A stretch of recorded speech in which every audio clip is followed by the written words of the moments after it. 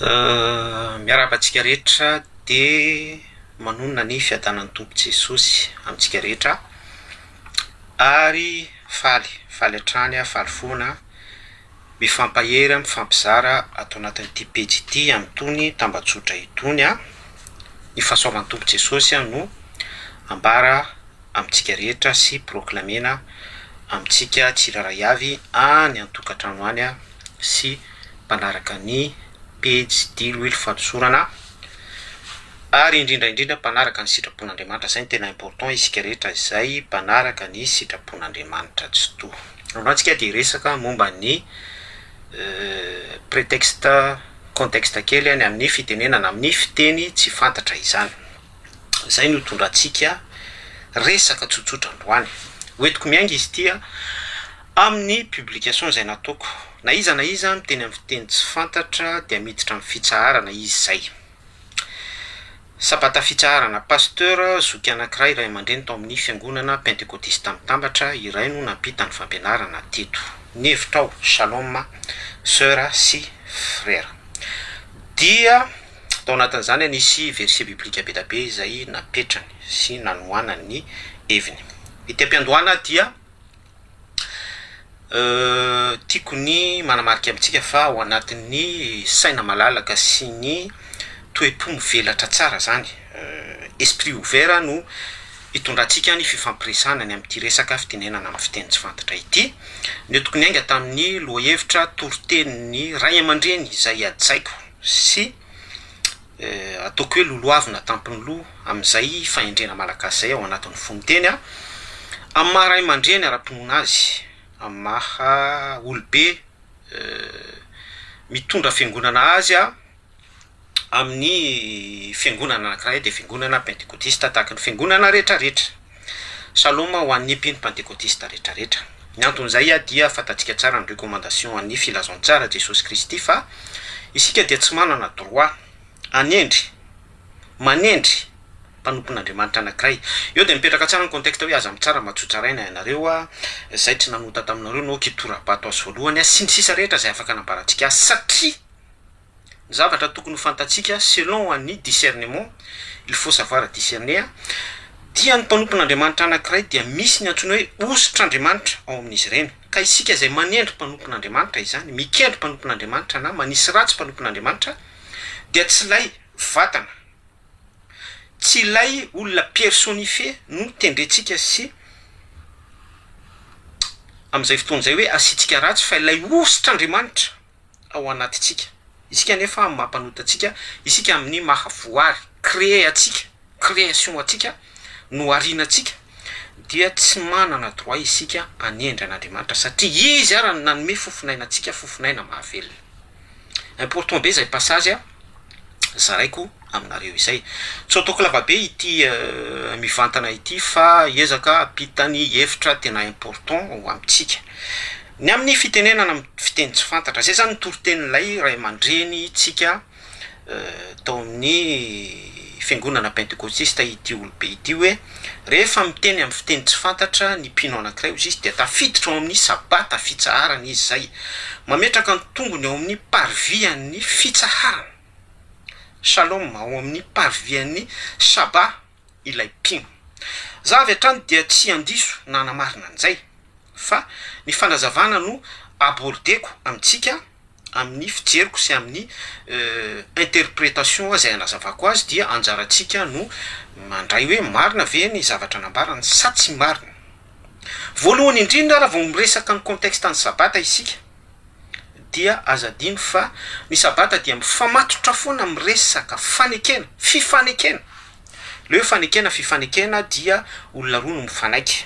Andriamanitra zao a tao amin'ny contexte famoronana izy création Yahweh Elohim nitsahatra izy tamin'ny andro fahafito. Rehefa nitsahatra izy tamin'ny andro fahafito a namorona ny zavaboary rehetra izy dia nanao fanekena tamin'ny tenany izy. Ary tamin'ny andro fahafito Andriamanitra dia nitsahatra tamin'ny asany rehetra ary no masinina zay zoro izay andro izay vanim-potoana izay. Eto zany lay contexte dia misy an'ilay journée sanctifiée zay an'Andriamanitra irery satria nifanaiky tamin'ny tenany izy, nanaiky nifanaiky tamin'ny tenany izy. Andriamanitra dia misy teringeza be izy io, zay mahatonga le hoe raha izanaka fanahy masina, tsy miresaka trinité areto no mahatonga ny adihevitra be mihitsy hoe Jesosy Kristy ve Andriamanitra ihany, fanahy ve fanahy masina ve Andriamanitra ihany, fanahy masina tsy Andriamanitra, fa ny fanahy no Andriamanitra, Andriamanitra dia fanahy. Eto zany de miresaka hoe Dieu Père, Dieu Esprit, Dieu Jesosy Kristy.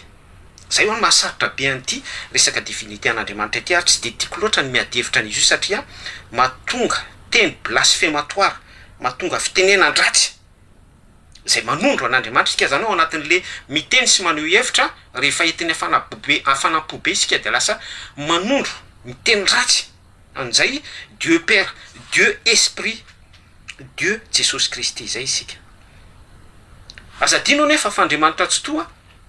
Nisy passage izy nyteny hoe andeha isika amorona olona tahaka ny endritsika. Isika la endrika mitondrony teo hoe endritsika isika, manondro ny tenany eo Andriamanitra. De teo raha tsikaritra ao nanazava an'le hoe Dieu Père, Dieu Esprit, Dieu Jesosy Kristy. De mitohy am'izay zavatra nyteneniko sy notsindriko zay hoe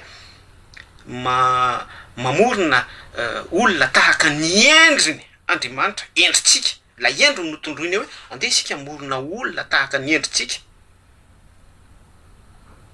Eo mahasarotra an'ilay resaka divinité an'Andriamanitra tsy toa, zay resahako am'izay paragraphe farany izay. Raha iverenantsika am'izay raha lay sujet après an'izay somary parenthèse kely izay, tsy hoe mivoaka amin'ny fanio-kevitra isika fa mifampitohy daholo zany zavatra resantsika izany hoe eto de misy fanambarana zay anambarany ity ray aman-dreny pentecôtista ity, olobe mpitondra fiangonana, mananam-pino sy ny sisa rehetra, shalom amin'ny mpino pentecôtista sy ny rahalahy, mpiara-miasa, mpitory-teny, mpanitatra ny fanjakan'Andriamanitra, Andriamanitra manitatra ny fanjakany amin'ny alalantsika.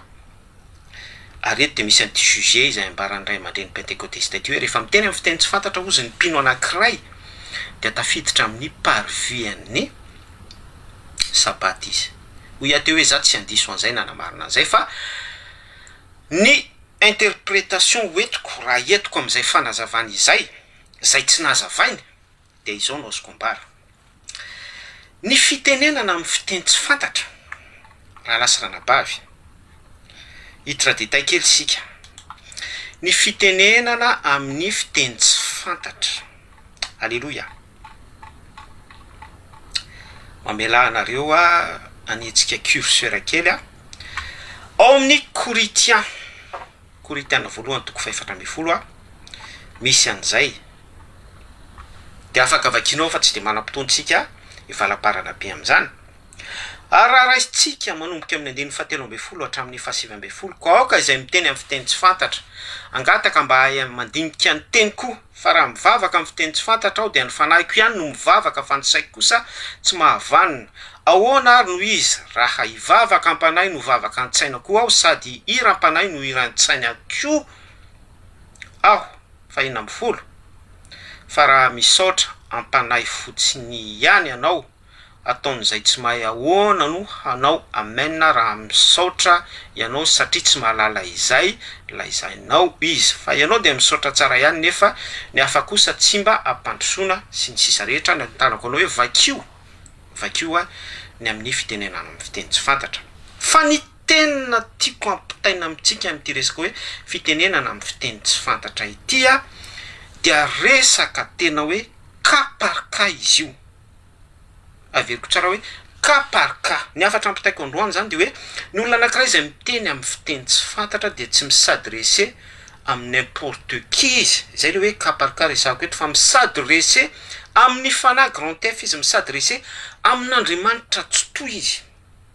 Rehefa misadresser amin'Andriamanitra tsy toy ao anatin'izay langage divine zay fitenenana amin'ny fiteny tsy fantatra, satria lay fitenenana amin'ny fiteny tsy fantatra, ny natiorany hoe teny tsy fantatra io, ny natiorany maha fitenenana amin'ny fiteny tsy fantatra azy de tsy firesahako aminao izao zay langage terrestre zay ahafahanao mandray ny hevitra tiako ampitaina sy ahafahanao manakatra zavatra amin'ny alalan'ny fampitako an'ilay hevitra ao anatin'ilay hoe teny iombonako aminao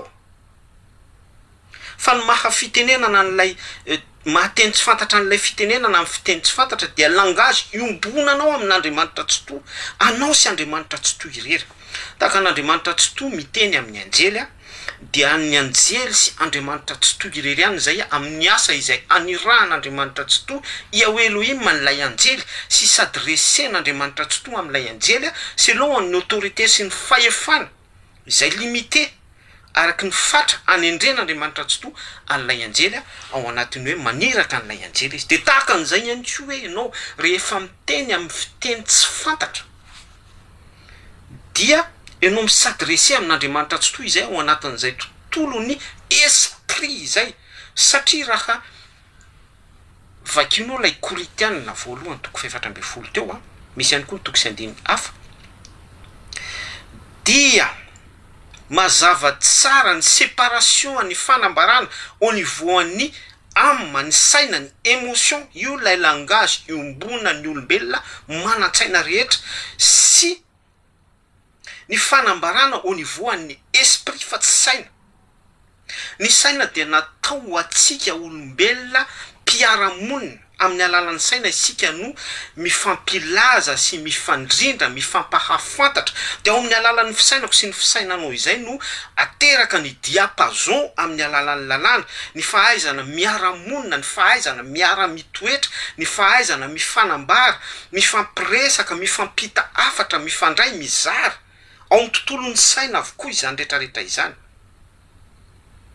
fa ilay esprit fanahy misy toko sy andiny milaza hoe Andriamanitra dia fanahy Jaona toko faefatra misy ihany koa ny toko sy andiny hafa izay milaza hoe zanak'Andriamanitra izaho zanak'Andriamanitra ianao izay tariny fanan'Andriamanitra no zanak'Andriamanitra selon ny esprit grand F fanahy dia izay tarihy ny fanahan'Andriamanitra esprit saint no zanak'Andriamanitra dia io esprit saint io no manetsika atsika io no manafora ny lelantsika ary io no misezira mamatotra ny fitenitsika amin'ny fitenitsika olombelona amin'ny maha être créé antsika ary manafora ny lelantsika ka mahatonga itsika iteny amin'ny alalan'ny fanahy esprit ilay antom-pifamatora-tsika amin'Andriamanitra ahafahantsika manana n'ilay union sy communion amin'Andriamanitra atreo dia ilay esprit petit f atao anatitsika miresaka koa amin'ny esprit ny tenako atao anatin'ny fanazavana dia io esprit izay fitariny fanan'Andriamanitra ny zanak'Andriamanitra io no mamatotra ny saitsika tsy anambara amin'ny alalan'ny fitenenantsika fa kosa manafora ny lelantsika ahatonga atsika hiteny amin'ny alalan'ny fanahy de teraka eo ny fitenenana amin'ny fiteny tsy fantatra zay mipololotra avy any anatin'ny émotion atsika sy ny sentiment atsika satria tonga maître atsika ilay esprit ary à partir an'izay connexion établie izay tafatoetra izay dia lasa relation esprit grand F esprit grand E sy esprit petit F fanahy grand petit E izay isika olombelona no mifampiresaka fa tsy lay langage fiombonantsika au niveau any saina iraisantsika izao tontolo izao de eo no mipetraka amin'izay ny détail rehefa miteny amin'ny fiteny tsy fantatra isika satria tsika misadresse amin'Andriamanitra Andriamanitra misadresse amintsika misy réponse izany du haut en bas du bas en haut misy échelle de Jacob ihany koa anatin'izay misy zavatra divin misy zavatra misy resaka divinité an'Andriamanitra no manapaka sy mifeny zavatra rehetrarehetra misy tontolo ara-panahy mavesatra sy ngeza be miasa ao anatin'izay rehetrarehetra zay dia miditra amin'izay ny détail be da be satria isika miresaka amin'Andriamanitra i Andriamanitra mampita afatra amintsika misadresse amintsika tadinao ale nyteny teo hoe miteny amin'ny anjely sy ny sisa rehetra dia ny dikan'izay tsy misy accès ivelan'ny volonté divine fa ao anatin'ilay esprit anankiroa mifampitohy sy mifanjoy mifandray ao anatin'izay tuyau izay misy fluidité ao anatin'izay zavatra izay tsy manana accès ny tontolon'ny saina sy ny tontolon'ny mahaolona, ny tontolon'ny zavadratsy a. Za tsy miresaka hoe fitenenana amin'ny fiteny tsy fantatra côté diabolika, zay mbola sujet hafa indray zay, entre un esprit diabolika sy ny petit esprit, olona possédé, zavatra fa izay fa za eto miresaka contexte, expérience divinité ao amin'Andriamanitra tsy to, asany fana de ao anatin'izay a manjaka am'izay ny ampita ao anatin'le resako to hoe fluidité, ny ordre, ny mission, ny fampahitana. Ary eto no mipetraka ny deta hoe rehefa misy miteny amin'ny fiteny tsy fantatra, zany Andriamanitra misadresse amin'ny olona anankiray a, ka raha ao anatin'ny assemblée ilay mpino miteny amin'ny fiteny tsy fantatra dia tokony isy mpandika teny, na izy tena mihitsy no mandika teny amin'ny mpino, mandika ny dikan'ilay teny tao anatin'ilay langage-ny tamin'Andriamanitra tsy to, satria ilay connexion sy ny fifandraisany dia entre an'izy sy Andriamanitra tsy to. Ary eto ny tsy maintsy Baiboly no miteny an'izany, vakio 1 Corinthiens 14 io a, isian'ny fandika-teny, satria tsy misy profit an'Andriamanitra, tsy misy intérêt an'Andriamanitra ho fampandrosoana ny fiangonana raha tsy misy ilay fandika-teny. Amin'izay fotoana izay zany raha ohatra misy olona anankiray miteny amin'ny fiteny tsy fantatra ao anatin'ny assemblée izy, Andriamanitra ao anatin'ny assemblée, rehefa présent ao anatin'ny assemblée Andriamanitra tsy to, dia Andriamanitra mahafitiavana azy dia tian'Andriamanitra handroso ny assemblée, tian'Andriamanitra handroso ny mpino rehetrarehetra, tian'Andriamanitra hivoatra hisongadina ny olona rehetra ao anatin'izay firaisana izay, ao anatin'izay assemblée izay, fa tsy hoe ianay ny tian'Andriamanitra handroso a, ianay ny tiany Yahweh Elohim hisongadina ny ara-panana, fa ianna dia tsy tiany Yahweh Elohim handroso izy, tsy Andriamanitra izay, tsy toe-pon'Andriamanitra izay. Ka na misy ara fitenenana amin'ny fiteny tsy fantatra, zany hoe misadresse amina mpino anankiray Andriamanitra tsy to, dia mazava selon la parole, selon l'autorité de la Bible, fa tokony isy fandika-teny, na ny tenan'ilay mpino no mandika an'ilay fitenenana amin'ny fiteny tsy fantatra, ilay teny tsy fantatra voaraina, na misy mpino tsindriny fanahy mandika an'ilay teny tsy fantatra ho fampandrosoana ny assemblée. D'ailleurs ilay mpino izay miteny amin'ny fiteny tsy fantatra, ny dikan'izay dia efa mandroso ilay mpino. Ao anaty Baiboly any zany ao amin'ny 1 Corinthiens io, mampandroso ny fiangonana, mampandroso ny tena ny olona anankiray miteny amin'ny fiteny tsy fantatra. Tsy izy no mampandroso ny tenany a, isika tsy afaka hampandroso ny tenantsika, fa Andriamanitra tsy to no miasa amin'ny alalan'ny fanahiny mihetsika aty anatitsika. Dia la preuve, satria misy fanan'Andriamanitra miasa amin'ny olona anankiray a, dia fanomezam-pahasoavana miteny amin'ny fiteny tsy fantatra ilay olona, mandroso ilay mpino zany, satria raha tsy teny tamin'ny fiteny tsy fantatra izy, hatramin'izay dia un moment donné izy lasa niteny tamin'ny fiteny tsy fantatra, nisy asan'ny fanahy nietsika taminy Andriamanitra tsy to, tonga tao aminy tamin'ny alalan'ny asan'ny fanahy masina, fanomezam-pahasoavana, mandroso izany ilay mpino dia lasa niteny tamin'ny fiteny tsy fantatra. De raina ny tompo. Alléluia. Inona ihany koa no azo ambara? Ny azo ambara ihany koa dia avy hatrany dia hitondra valikafatra kely anankiray ho an'ny sœur anankiray izay nametraka remarque tahaka izao. Intéressant be le zavatra remarque nataony tato amin'ny sous commentaire. Eto amin'ny 9:50 tsika manamafy le zavatra resantsika farany teo, nefa raha ao am-piangonana dia aleoko manao teny dimy fantatry ny saiko mba hampianarako ny sasany koa. Zay le niteneniko teo hoe ny tena intérêt an'Andriamanitra dia miara-mandroso ny fiangonana ao anatin'ny unité, ao anatin'ny firaisam-pinoana, ao anatin'ny fiombona-pinoana. Fa tsy hoe i rakoto ampandrosoana dia rabetsy ampandrosoana, i rasoa atao faran'izay gida ny sisisa rehetra, tsy misy intérêt an'Andriamanitra izany, ary tsy Andriamanitra fitiavana izy amin'izay fotoana izay. Mialatsiny amin'izay zavatra nampitaiko kely tamintsika izay. Ampianarako ny sasany koa ao amin'io 1 Corinthiens io ihany 1 Corinthiens 14 io ihany, eto amin'ny 9:50. Toy izay anao teny iray alina amin'ny fiteny tsy fantatra, toy izay teny amin'ny taonina bababaraky asiraky miteniteny daholo, samy mikikika sy tsy fantatra daholo. De eto dia hitondra valiteny anankiray par rapport amin'ilay sujet zay niposteko, de zao ny tenin'ilay sœur hoe ilay fitsarana aloha izy dia efa azoko mazava tsara be ny tenin' Jesosy amin'ny Matthieu 11:28 miverina manindry indray eto hoe ny contexte ny fitsarana dia mifamatotra foana amin'ny fanekena. Tao amin'ny sahany edena dia tao amin'ny création Andriamanitra tsy toa nanao fanekena tamin'ny tenany izy a fitsarana nampitsahatra ny tenany izy tamin'ny andro fahafito izy a dia nampanaiky ny tenany hoe mitsahatra tamin'ny asany rehetra fony izy namorona ity zao tontolo zao ity. Important be zay. Faneken'Andriamanitra tsy toa nifanaiky tamin'ny tenany izy hoe isika amorona ny tenatsika, isika monina onona tahaka ny endritsika fa tsy hoe amorona ny tenatsika. Andriamanitra tsy être créé fa izy mihitsy no fahafenon'ny création. Zay ny teboko voalohany. Ny fitsarana faharoa dia rehefa nanota isika dia nomen'Andriamanitra tsy toa ny Torah. Fatatsika eo amin'ny dimy folo Exodosy 20 dia nomen'Andriamanitra ny Torah ary niaraka tamin'izay nisy ny didy mandidy obligation mitsahatra fitsarana io le préfiguration very tao amin'ny sahany edena préfiguration ny tsaran'Andriamanitra tsy toa tamin'ny asany rehetra fony izy namorona ity zao tontolo zao ity lay fanekena voalohany Andriamanitra nifanaiky tamin'ny tenany. Dia eto indray misy Andriamanitra mifanaiky amin'ny vahoaka Hebreo ary eto vahoaka Hebreo ihany no nomen'Andriamanitra ny Torah. Important be zay passage resahako zay a. Dikan'izay dia eto amin'ity tapany faharoa zay zavaiko ity zany ilay fitsaharana dia contexte amin'ny famatotra amin'ny Torah dia nomena ny vahoaka Hebreo a nomena ny mpanota ary ny préfiguration dia ny vahoaka Israel.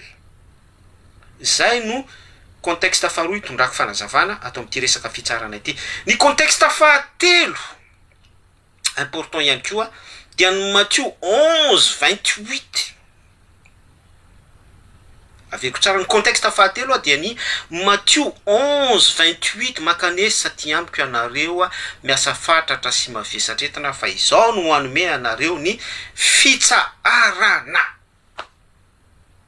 Eto indray sika dia sola grâce ny fifamatoran'ny fanekena eto amin'ity fanambaran Jesosy Kristy ity hoe mankanesa ty amiko ianareo dia fanekena mifamatotra amin'ny fokom-pirenena sy ny hafa fitenenana rehetra ny olona rehetra nizaniza zany sans exception hébreu sa tsy hébreu, jiosy sa tsy jiosy, grika sa tsy grika, andevo sa tsy andevo. Lay andevo sy tsy andevo eto tsy resaka hoe esclavage fa andevo niota sy tsy andevo niota manatona an Jesosy Kristy isika rehetra zay te ahita fitsarana. Zay indray zany le fifanekena. Izay indray zany ny alliance eto fanatonana an Jesosy Kristy. Lay alliance faharoa dia manatona miditra greffe eo amin'ny antsoina hoe peuple hébreu, miditra greffe eo amin'ny fiangonana hébreu. Dia ny Torah no alliance ifamatorantsika ao anatin'izay izay no azotsika fifamatoram-panekena mpifanekena amin'Andriamanitra tsy toa. Dia ao anatin'izay isika mahita fitsaharana ho an'ny nofontsika amin'ilay hoe mitsahatra selon an'ny Torah. Izay nomen'Andriamanitra ary ny santatra zany vahoaka Hebreo tany anefitra.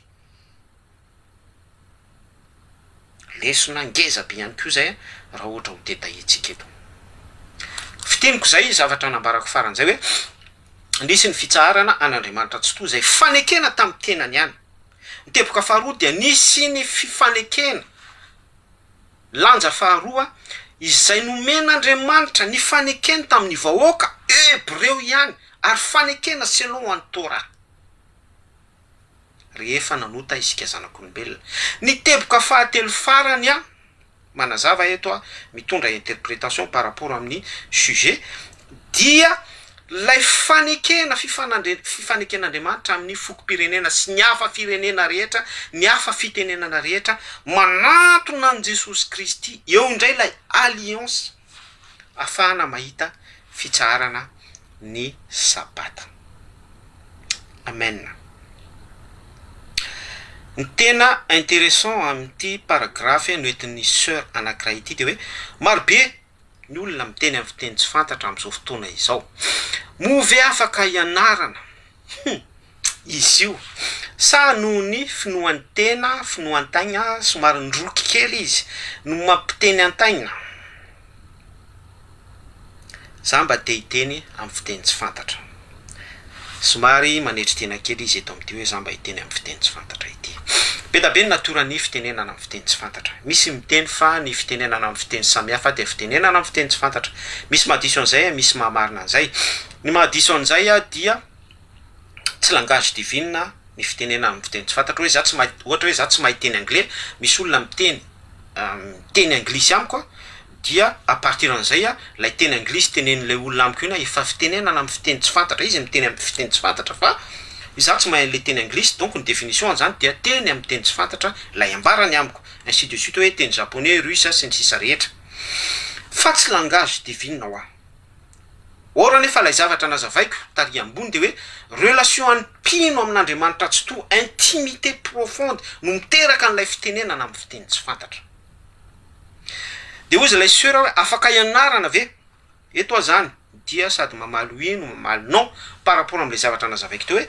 raha ohatra le izy teny anglisy teny japonais teny russe teny tahaka an'ireny oui afaka ianarana sur ao am'lay domaine hoe fitenenana isika samy olona au niveau an'ny saina zany dia afaka ianarana fa izay zavatra izay no déguisé tafiditra any am-piangonana aveko tsara renoy tsara ity fanazavako ity matetika de izay zavatra izay no déguisé any am-piangonana ka izay no mahatonga ny hitanareo ren'le pino hoe sokafo ny vavanao dia manomboy anao miteny amin'ny fitenenana tsy fantatra de samy tabataba eo am'izay le pino babarakiaky barabarabaraky shery samy teny eo daholo lay pino au niveau an'ny saina izay atreo teny amin'ny fiteny tsy fantatra izy fa au niveau an'ny saina fa ny amin'ny pensée any misy zavatra eritreretina fa ny fitenenana no manambary amin'ny fiteny hoe tsy misy mahafantatra le zavatra tenenina am'izay fotoana izay izy de miproclame ao anatiny ao selon any pensée-any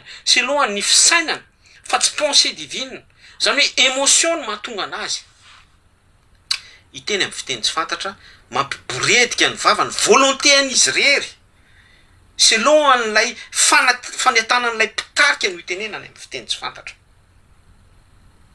zay zavatra izay raha refesinao am'ilay fanazavako tany ambony zay important kokoa sy manandanja be mihitsy dia tsy expérience amin'Andriamanitra tsy to zany selon any fifandraisana amin'Andriamanitra tsy to sy lay intimité amin'Andriamanitra tsy to lay fitenenana amin'ny fiteny tsy fantatra fa au niveau an'ny saina atreo zany dia afaka ianaranao tsara afaka ataonao tsara manomboy anao miteny amin'ny fiteny tsy fantatra ianao zao manatrika anay eto de le façon fitenenana amin'ny fiteny tsy fantatra barabaraky ezy avaribadio fotsiny lelanao selon any sainao de miaraka am'izay misy zavatra imaginenao anatin'ny sainao ora nefa possible izy famitahana be mihitsy ao anatin'izay satria attention ino tsara ity zavatra teneniko ity ny démonie de ao amin'ny saitsika ao ny tena champ de bataille ny démonie ao amin'ny émotion atsika ao ny tontolon'ny saintom-potsika ao amin'ny fisainatsika sy ny fieritreretantsika ao ny démonie tena manony atoany démonie tsy mahavaky ny pensée atsika izy tsy mamaky ny voson'ny fotsika izy tsy mahatafiditra tsy manana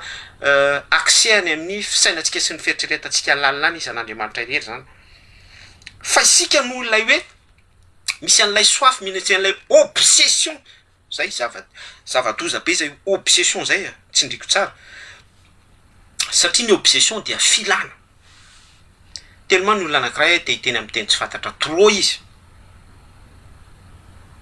eto de mizara tsara le obsession ny filana hoe zara angamba te hiteny amin'ny fiteny tsy fantatra tahaka ny anina sy anana te hiary fananana be zay le ny bokin'ny apokalypsy te anakarena te ampiseho misy ego ao anatin'izany ary raha mitombo de lasa surdimensionné de izay zavatra zay tena grave be mihitsy satria tsy avy amin'Andriamanitra izay na de ataoko raha hoe vokatry ny fony vokatry ny filany izy tenany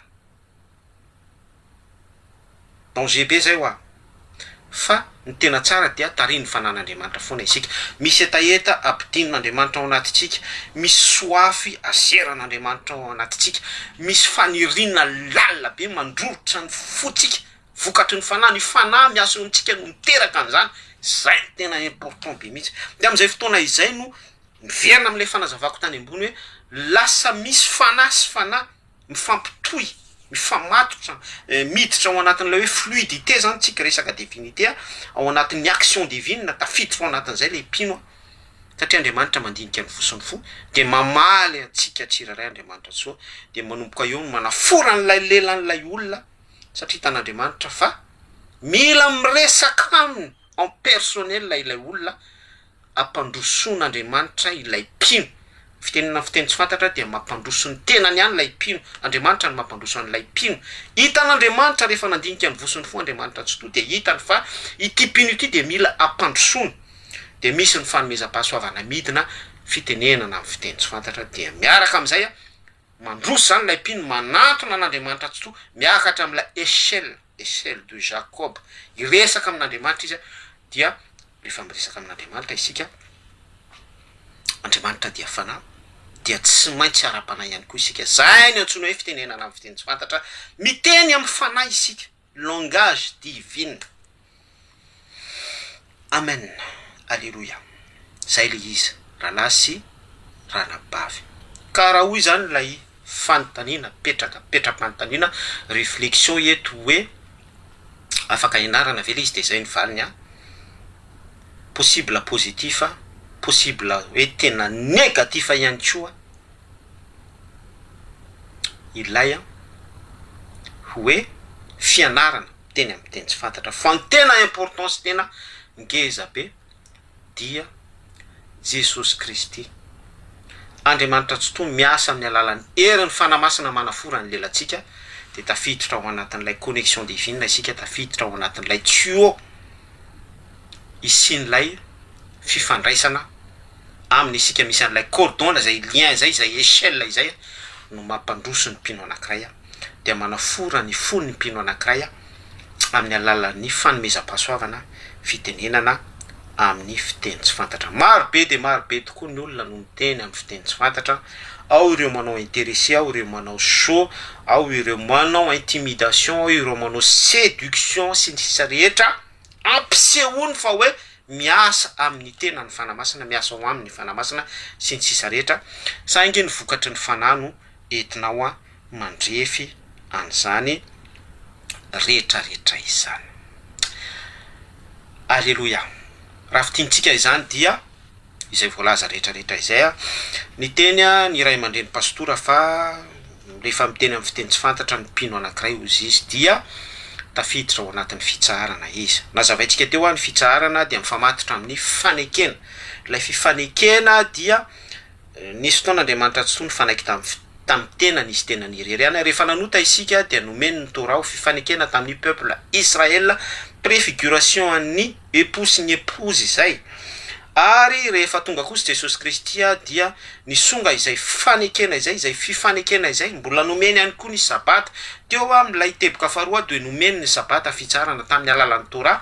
Ary teto amin'ilay teboka fahatelo dia nomeny tamin'ny alalan'i Jesosy Kristy kosa ny fitsarana. Matthieu 11:28 irosotsika amin'ny fitsarana io. Mankanesa ty amiko ianareo rehetra izay miasa fatratra sy mavesatra entana, fa izao no anome anareo ny fitsarana. Ka raha entiko amin'ilay toroteny zany izay noentin'ilay pastora hoe miteny amin'ny fiteny tsy fantatra ianao dia tafiditra ao amin'ny fitsarana hoy izy, dia za zany eto dia anamafy amintsika hoe tafiditra ao amin'ny parvian'ny fitsaharana.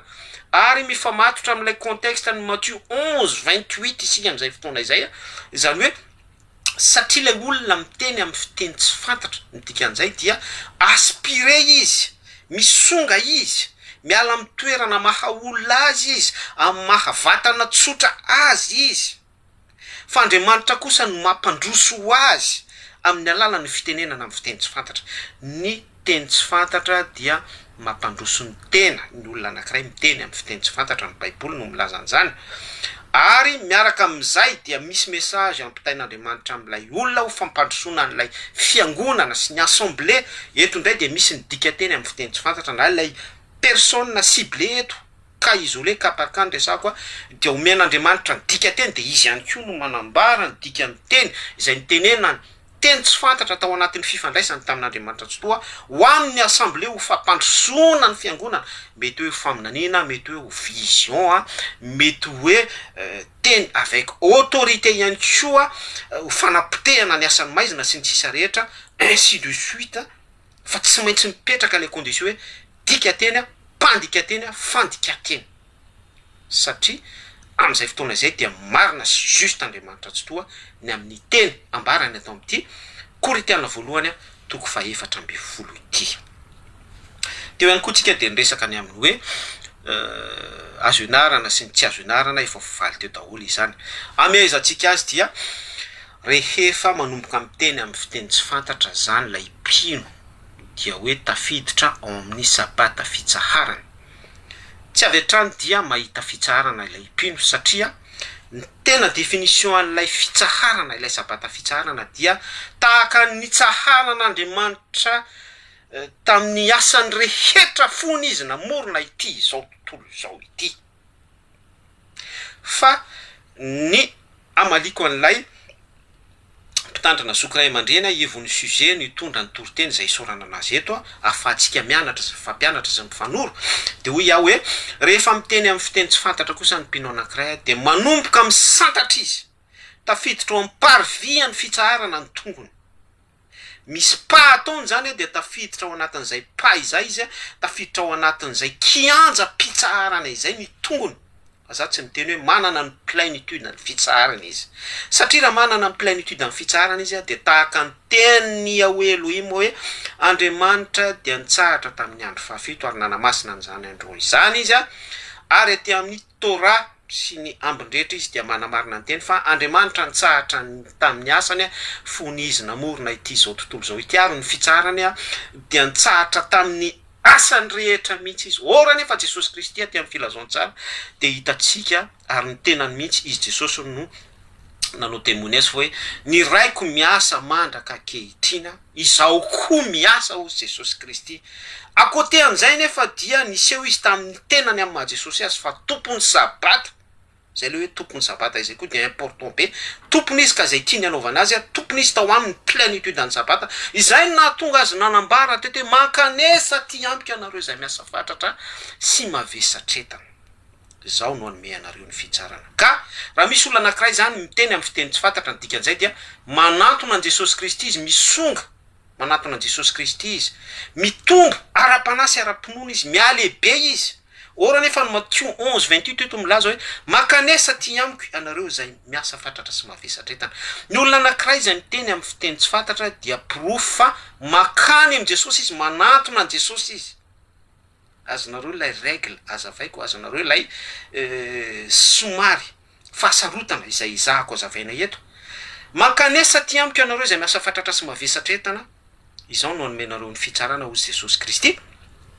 Misy olona anankiray miteny amin'ny fiteny tsy fantatra. Dikan'izay hoe miteny amin'ny fiteny tsy fantatra izay le olona dia manantona an Jesosy Kristy izy arak'ilay Matthieu 11:28 mankanesa ty amiko anareo zay miasa fatratra sy mavesatretana. Mahafinaritra amin'ity fitenena amin'ny fiteny tsy fantatra ity de na miasa fatratra takin'inona renao na mavesatretana takin'inona renao na be problème takin'inona renao na manana aretina renao ninina zavatra possible ho mavesatra pression eo amin'ny fiainanao ny fitenenana amin'ny fiteny tsy fantatra afaka mitondra anao anatonanao an Jesosy Kristy. Ny fitenenana amin'ny fiteny tsy fantatra fanomezam-pahasoavana zay afaka omen'Andriamanitra tsy tohanao dia afaka sy moyen tsara mihitsy ao anatin'ny tontolon'ny divinité hasina selon la Bible Sainte Écriture anatonanao an'Andriamanitra tsy toa. Ny olona miteny amin'ny fiteny tsy fantatra zany selon un discernement aveko tsara hoe selon un discernement fa tsy ny olona rehetra akory dia mamaly ny Matthieu 11:28 hoe manantona Jesosy Kristy izy ao anatin'ny hoe miasa fatratra sy mavesatretana satria andray an'ilay fitsarana andray an'ilay sabata fitsarana izay ny valan'ilay toriteny'ilay pastora teto hoe ny olona miteny amin'ny fiteny tsy fantatra ozy de tafiditra amin'ny fitsaharan'Andriamanitra fitsarana ao amin'Andriamanitra fa iza kosa dia anindry par détail tsara mihitsy ny olona miteny amin'ny fiteny tsy fantatra dia mamaly an'ilay Matthieu 11:28 manantona Jesosy Kristy izy de rehefa manantona Jesosy Kristy izy omeny Jesosy Kristy ny fitsarana mandeha tsikelikely izy io dikan'izay tsy avy hatrany dia mitsahatra ilay olona tsy avy hatrany dia plénitude ny fitsarana ilay olona fa miditra amin'ny parviany antsoina hoe Shabbat Shalom izy Shabbat Shalom izy averiko farany hoe Shabbat Shalom izy fiadanana ao amin'ny tontolo ara-panano idirany manomboka mitsahatra ny amin'ny vesatry ny ota izy manomboka mitsahatra ny amin'ny vesatry ny pression isan-karazany izy manomboka mitsahatra ny amin'ny zavatra maro be da be isan-karazany izay mety ho mavesatra sy mitambesatra eo amin'ny fiainana izy a iogany zao tontolo zao a satria ilay teny tsy fantatra fanomezam-pahasoavana tamin'Andriamanitra tsy to no ny aspiré azy a nafahany nanantona araka ilay Matthieu 11:28 a nanantona ny seza fiandrianan'Andriamanitra zay tsy maintsy mipase eo amin'ny mpanalalana Jesosy Kristy aloha. Zay ny azoko nambara fa mijery loha hevitra rendray tsika manaraka na tsy maninona mbola manampy fanazavana ihany sika amin'ny resaka teny tsy fantatra par rapport amin'ny commentaire anareo sy ny sous-commentaire anareo ato amin'ny page sy ny sisa rehetra. Mankasitraka atsika rehetra de mino fa afahanao a misaintsaina sy mandinika ny position anao par rapport amin'ny Sainte Écriture ny atsaran'Andriamanitra tsy tony zavatra vombara rehetra. Tenako ihany koa dia ao anatin'izany. Saotra Jesosy a mankasitraka raitsy toy eo Elohim ny amin'ny zavatra voambara, ny amin'ny zavatra voasara sy ny fampahirezanay.